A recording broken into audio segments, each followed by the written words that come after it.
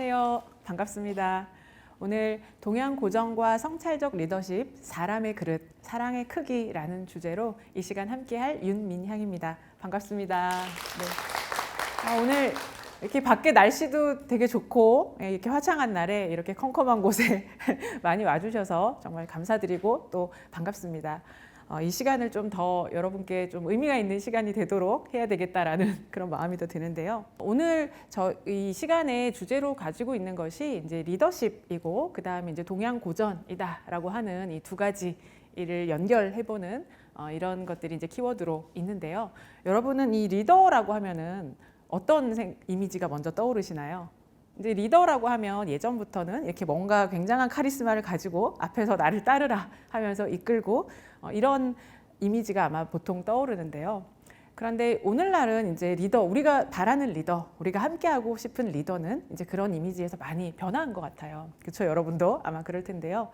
그래서 그 맥스웰이라는 리더십으로 저명한 학자는 이제 자기는 이끈다고 생각하지만 따르는 사람이 없다면 그런 사람은 리더가 아니다라고 얘기하고 있고요.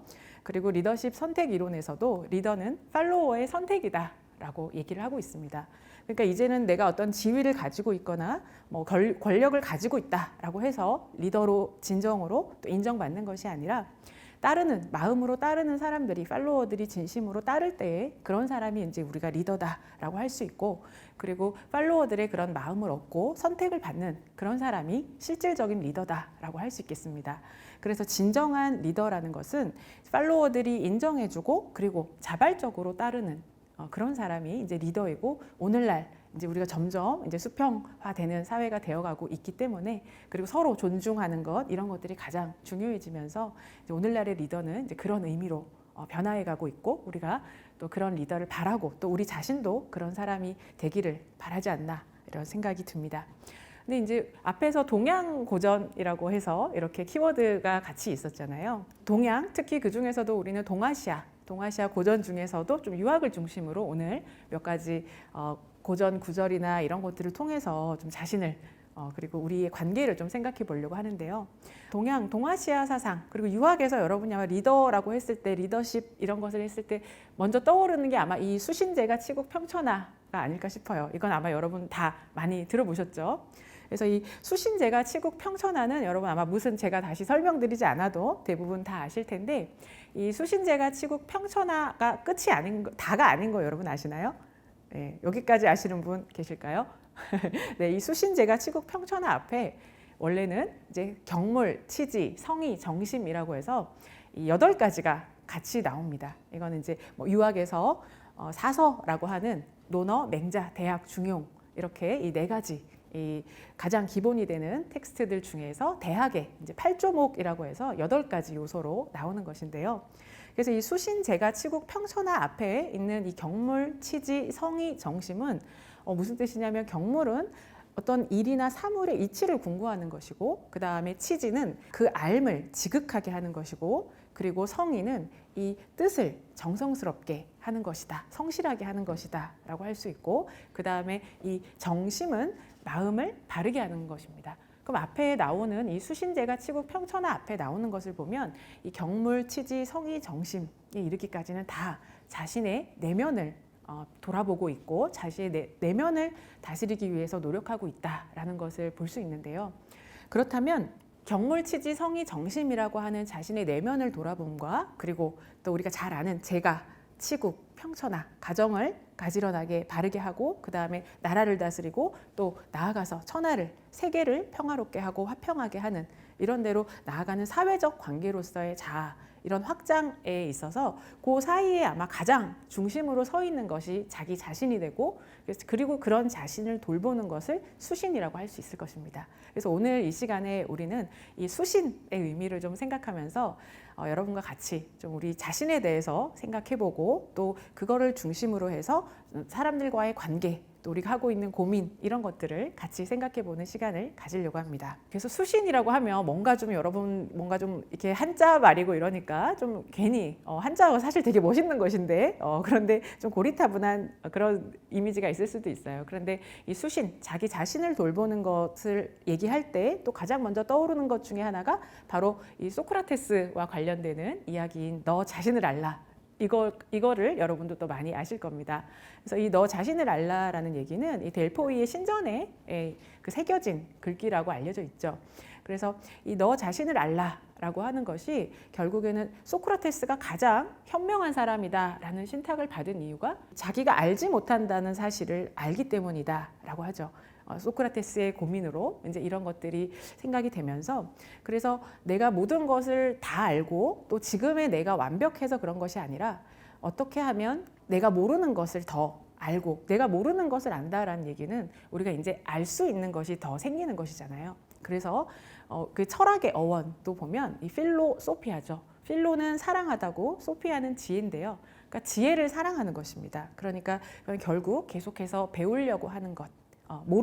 나는 그치 몰라 이렇게 끝나는 것이 아니라 내가 모른다라는 것을 안다라는 건 거기서부터 배울 수 있는 것이거든요. 그래서 우리가 뭔가 어떤 사람하고 갈등이 생겼다든지 어떤 일이 있어서 막 고민이 있다든지 뭔가 이렇게 원활하게 되지 않는 그런 불편한 감정을 느끼는 것, 거기에는 우리가 뭔가를 모르기 때문에 있는 거겠죠. 그래서 거기에 멈추거나 매몰되지 않고 내가 모르는 것에서부터 시작해서, 그리고 내가 지금 고민하는 것, 그리고 내가 갈등하는 것, 그 문제에서부터 시작해서 거기에 너무 파묻히지 않고 거기서 내가 무엇을 배울까, 어떻게 해서 여기서 벗어날 수 있을까, 이런 것들을 계속해서 탐구하고 그런 과정 안에서 또 우리가 새로운 지혜를, 내가 예전에는 이 사람의 이런 마음과 생각을 몰랐었는데 그래서 이게 이렇게 불편하고 기분도 나쁘고 이해할 수 없고 이랬는데 이제는 알게 됐다. 그럴 때 이제 우리한테 또 하나의 지혜가 쌓이는 것이라고 할 수 있죠.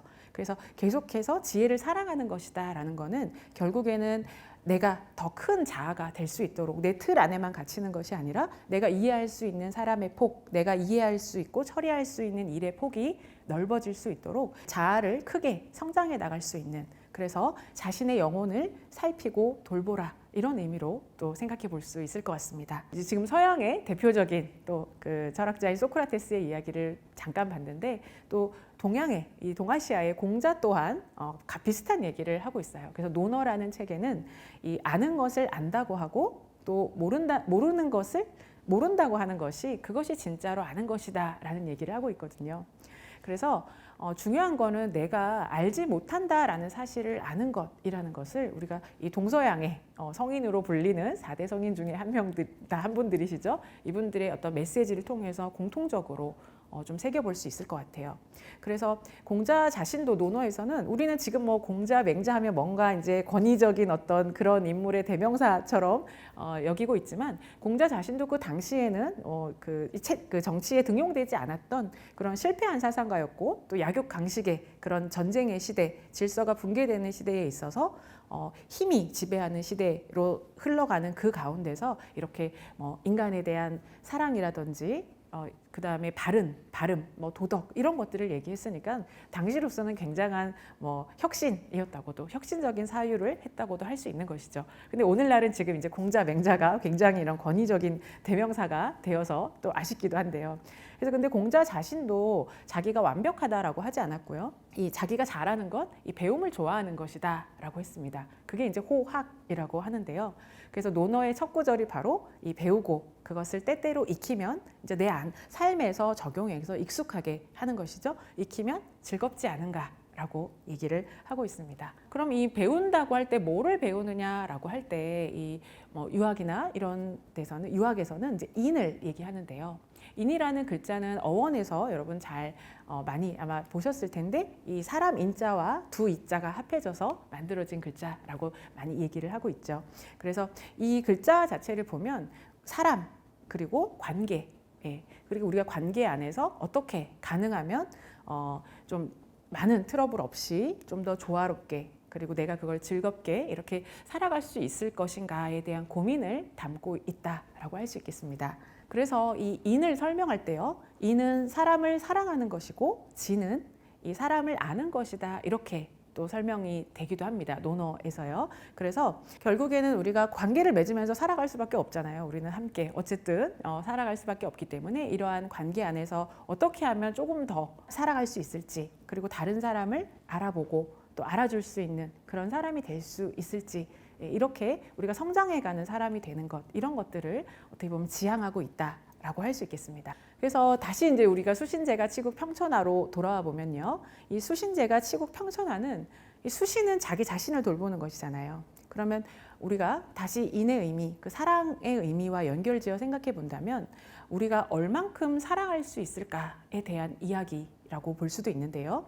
우리 사실 자기 자신을 사랑하는 것도 굉장히 어렵지 않습니까? 저는 방탄소년단을 굉장히 좋아하는데요. 그 방탄소년단의 그 메시지, 고뇌 이런 것들이 너무 공감이 많이 되더라고요. 그래서 우리 하루 안에도 어떤 때는 내가 되게 스스로 마음에 들다가도 어떤 때는 너무 별로인 것 같고 요즘에 뭐 헤어질 결심이라는 영화도 있는데 거기도 이제 붕괴되었다라는 표현이 나오는데요.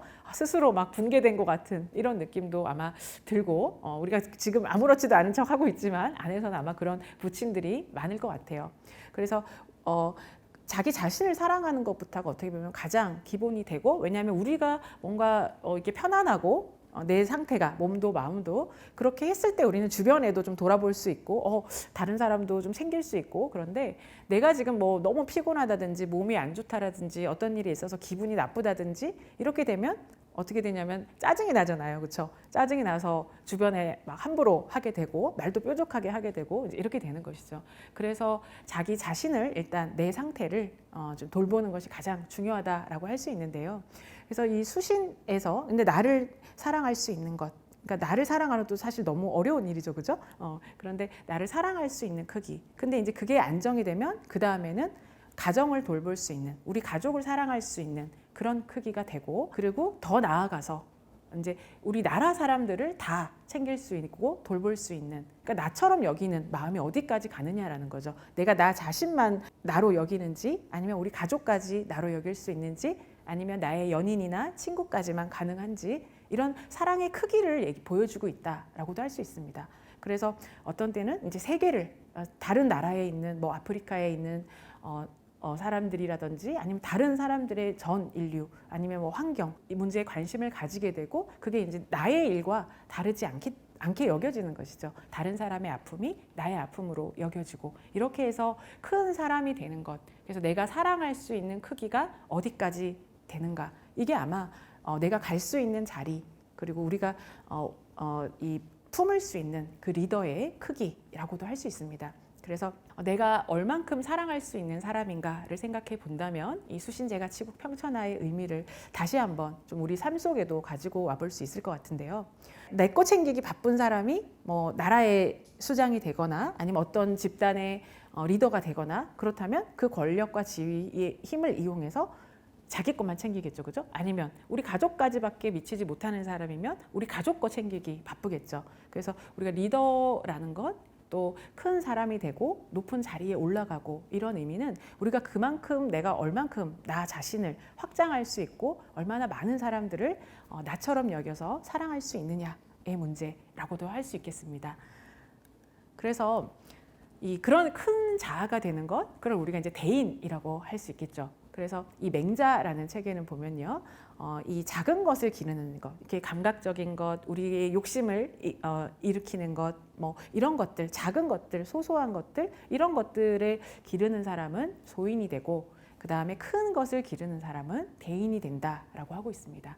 그래서 이 작은 것을 기른다라는 거는 가장 귀중한 것을 잃어버리고 소중한 사람을 떠나보내게 되고 헤어지게 되고, 이런 것들이 어떻게 보면 우리 자신을 굉장히 작게 만들고 그런 사람을 소인이라고 할 수 있겠죠.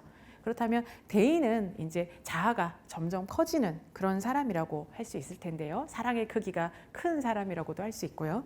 그래서 그러면 다시 수신제가 치국 평천하를 생각해 보면 이렇게 자기 자신을 이해하는 노력, 그리고 또 이 관계에 대해서 내가 얼만큼 관계를 맺을 준비가 되어 있는지, 어디까지 사랑할 수 있는지, 이거를 계속해서 생각해보는 그런 노력을 하게끔 하는 그런 화두를 던져준다고도 할 수 있겠습니다. 그래서 그러면 리더십도 마찬가지로 가장 수신이 되는 자기 자신에서부터 시작해서 그다음 관계에 대해서 계속해서 노력하려고 하는 그런 배움의 태도, 이게 가장 이제 기본이 되는 역량이라고 할 수 있겠죠. 우리 MBTI 요새 많이들 하시잖아요. 그 MBTI도 그 사실은 나와 다른 사람을 이해하기 위해서 우리가 그걸 하는 거잖아요, 그렇죠? 팩폭하려고 하는 게 아니라 그거는 이제 MBTI 과몰입이 돼서 MBTI는 장단점을 나누고자 하는 게 아니잖아요, 그렇죠? 각자 가지고 있는 어떤 그런 특성들이 다 있는데 그 다름을 내가 얼만큼 이해할 수 있는지, 나한테는 별거 아닌데 다른 사람한테는 그게 굉장히 민감하고 큰 일일 수 있고, 또 내가 가지지 못한 점, 나하고 다른 점이 그 사람이 어떤 또 그 성향이 빛이 날 수 있는 또 그런 일의 종류들이 다르기 때문에 그 안에서 이제 우열을 가리려고 하는 게 아니죠, 그죠? 그런데 우리가 그런 것들을 잊고 오히려 그걸 구분하고 단절하고, 역시 안 맞아, ENFP 나하고 안 맞아, 뭐 이런 식으로 이렇게 가면 이게 이제 본질을 잃어버린 그런 것이라고 할 수 있겠죠. 그래서 이 나와 다름, 얼만큼 우리가 포용할 수 있는지 이런 것들을 이제 키워가고, 그게 또 우리가 성장해가는 것이고, 또 우리 자신이 스트레스를 덜 받잖아요. 그러면 내가 거슬리는 게 많으면 다 스트레스인데, 내가 그만큼 넓어지고 포용이 할 수 있는 것이 커지면 우리가 자기 자신도 좀 더 안정적인 그런 일상을 보낼 수가 있겠죠. 그래서 리더십이라는 거는 내가 반드시 어떤 지위에 있고 이렇게 지위에 있고 어떤 자리에 올랐을 때 그때 갑자기 필요한 것이고 갑자기 해야 하는 것이 아니라 지금부터 우리가 계속해서 쌓아 나갔을 때, 그래서 우리가 어떤 역할이 주어지고 자리가 주어졌을 때에 그때 이제 비로소 드러날 수 있고, 그때 좋은 사람으로 우리가 그걸 이끌어 나갈 수 있는 그런 역량이라고 할 수 있겠습니다. 그래서 굉장히 일상적인 것이라고 할 수 있죠. 그래서 이런 자신을 돌아보는 노력을 보면요, 노력의 이제 예로 들었는데, 이게 내가 평소에 이렇게 막 심사가 뒤틀리고 평정심을 잃고 이게 막 드러나요. 말과 표정에 드러나가지고 이게 막 격정에 휩싸이면은 좀 억제하지 못한다, 이런 지금 자기 고백을 하고 있고, 그 다음에 막 이렇게 뭐 지체되고 이런 걸 내가 못 참는다, 이런 얘기도 하고 있는데, 이 얘기를 이렇게 자기에 대해서 이렇게 탐구를 하고 있는 이 사람은 누구일까요? 밑에 조그맣게 있어서 여러분 또 발견하신 분이 있는지 모르겠지만, 이 정조대왕, 정조이산의 일등록이라는 책에 나오는 구절들입니다. 그래서 정조는 이렇게 일등록을 쓰면서 계속해서 자기 자신에 대해서 경계하고 자기 자신을 똑바로 바라보기 위해서 이렇게 자기 자신의 하루하루를 기록하도록 했는데요. 과대포장하거나 이렇게 왕이라고 해가지고 심기를 거슬리거나 좋은 말만 하지 않도록 하고 계속해서 자기를 바라보려는 그런 노력을 실제로 실천하려고 했다라는 것을 이런 기록들을 통해 볼 수가 있습니다. 정조는 뭐라고 하냐면, 우리 마음이 좋은 뒤에야 그 다음에 사람이 좋을 수 있고, 그리고 좋은 사람이 되었을 때 우리가 다른 사람을 만났을 때 하는 말, 이런 행동, 이런 것들이 비로소 좋게, 매너 있게, 예의 바르게 이렇게 나올 수 있다라고 하고 있죠. 그래서 우리가 관계에서 틀어지는 것은 사실은 그런 예의 없음, 다른 사람을 무시하거나 존중하지 않거나 이런 것, 그리고 사람을 수단으로 보거나 도구로 보거나 이럴 때 우리는 많이 상처를 입고 또 상하잖아요, 마음이. 말을 좋게 한다라는 것, 이런 것도 굉장히 우리 일상에서 우리가 몸에 좀 배워야 될 것 중에 하나라고 할 수 있는데, 그 시작을 이렇게 아까 앞에서 나왔던 것처럼 이렇게 마음이 좋은, 내가 좋은 마음을 가지게 되는 것으로부터 시작한다라는 것을 볼 수 있습니다. 자기 마음을 들여다봐서 이렇게 스스로 부끄러움이 없도록 하는 것, 이런 것들을 추구한다라고 하고 있죠. 그래서 정조는 이 일등록에서 오히려 약한 사람이나 뭐 악한 사람이나 아니면 사나운 사람이나 이런 사람들은 사실은, 그리고 좁은 사람, 이런 사람들도 두렵지 않다라는 거예요.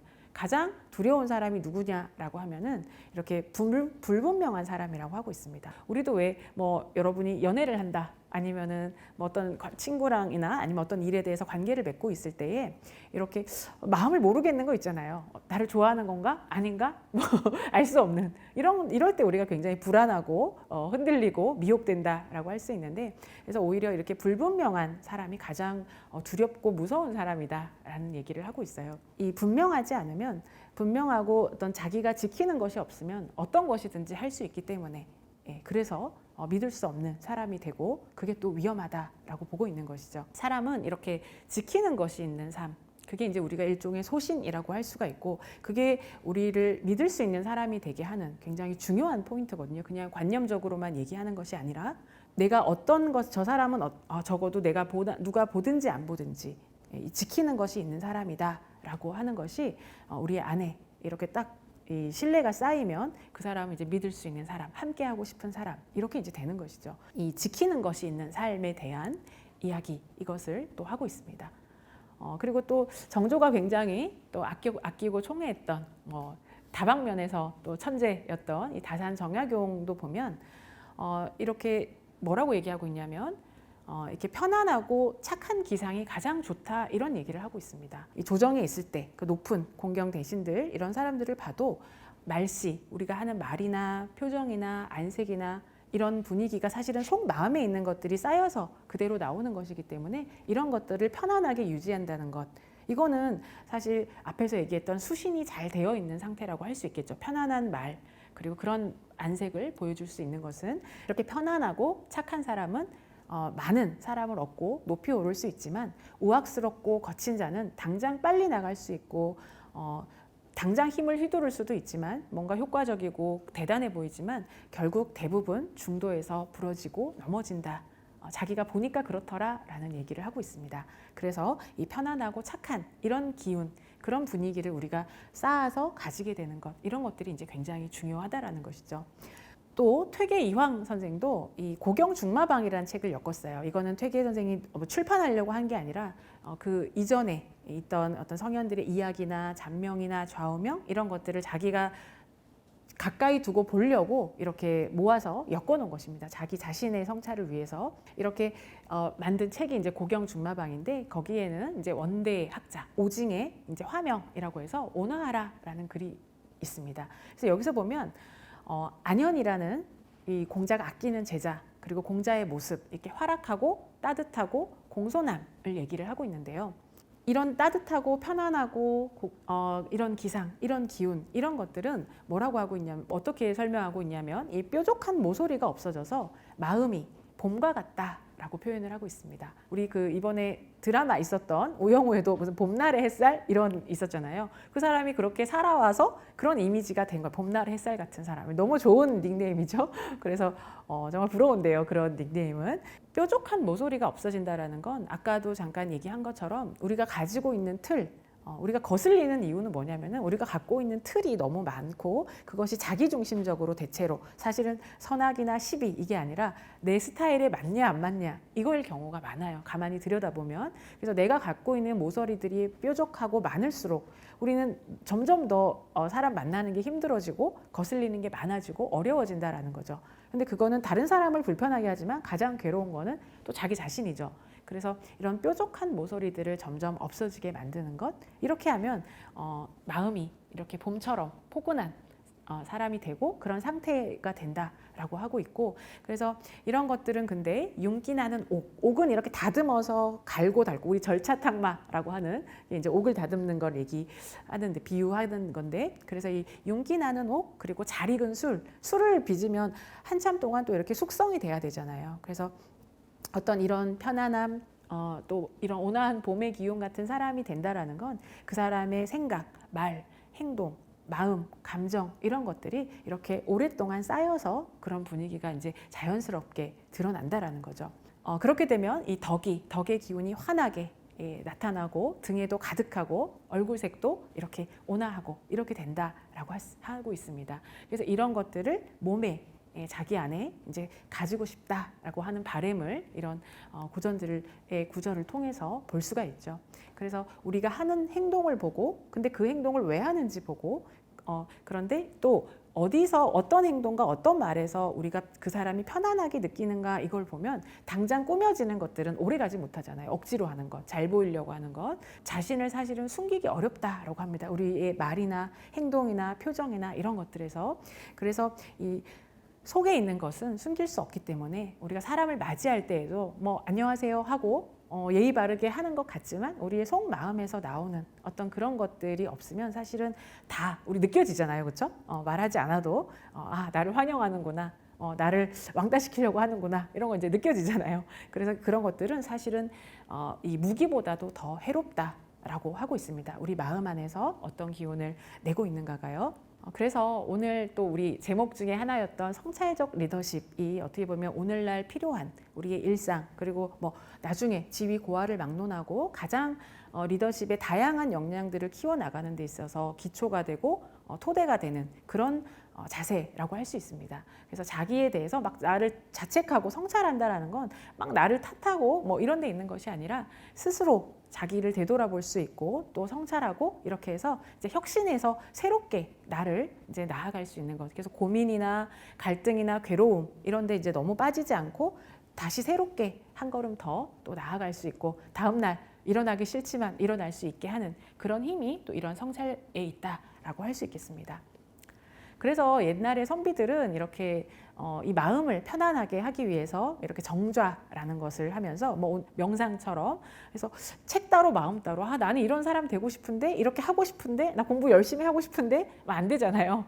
그래서 책은 책대로 내 마음은 내 마음대로 이렇게 따로 가는 어떤 그런 힘든 상황에서 벗어나기 위해서 이렇게 정좌라는 것을 좀 명상처럼 고요하게 이렇게 자기 마음을 관찰하는 시간을 가지기도 했고요. 그리고 또 퇴계 이황은 이 활인신방이라는 책을 필사하면서 이렇게 막 도인 체조 이런 것들을 하면서 몸을 움직이기도 했습니다. 결국에는 우리가 마음을 강조한다고 해서 마음만 생각할 것이 아니라 또 마음이 엉키고 뭉쳐있고 답답하고 힘들 때에는 또 몸을 움직임을 통해 가지고 우리가 또 그것을 펼 수 있거든요. 그래서 몸과 마음 이 상태를 우리 다 같이 좀 안정되고 편안하고 이렇게 유지하는 것 이런 것들이 사실 굉장히 중요한 그런 우리 자세이고 자기 자신을 돌보는 습관이 될 수가 있죠. 그래서 이 활인신방에는 이제 중화탕이라고 해가지고 마음의 약을 이렇게 처방을 해놨습니다.